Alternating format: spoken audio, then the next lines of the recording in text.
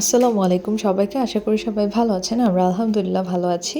আজকের এই ভিডিওতে আমি আপনাদের সাথে শেয়ার করব মাওয়ায় কিভাবে মাছগুলো কেটে সেগুলোকে সুন্দর মতো মসলা দিয়ে মাখানো হয়। এখানে আমাদের যে শেফ সে হচ্ছে মাছগুলোকে সুন্দর মতো ক্লিন করে তারপর এগুলোর মধ্যে মশলা মাখাচ্ছে। হলুদের গুঁড়া, মরিচের গুঁড়া, লবণ, তেল এগুলো সব কিছু একসাথে দিয়ে তারপর ২টা বোলের মাঝখানে নিয়ে মাছগুলোকে ভালো করে ঝাঁকিয়ে মাখিয়ে নিচ্ছে।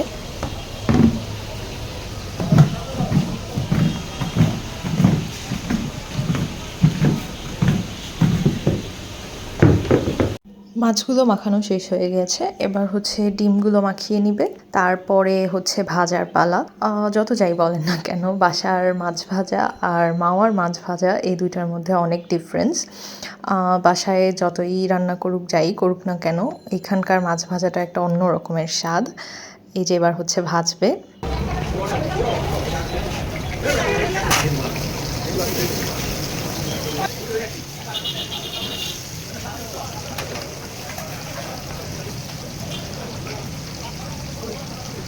মাছ ভাজা, বেগুন ভাজা, ডাল, তারপর ভর্তা সবগুলোর একসাথে মানে অতুলনীয় স্বাদ। তার সাথে এবার হচ্ছে ওরা স্পেশাল একটা সালাদ দিয়েছিল, মাখা সালাদ আর শুটকি ভুনা। তো এই ২টাও খুবই মজার ছিল। এর আগে কখনো মাওয়াতে এই ২টা আইটেম খাওয়া হয় নাই। অন্যান্য ভর্তা তো ওদের আছেই। সো সব মিলাইলে একদম অমৃত একটা স্বাদ পাওয়া যায়।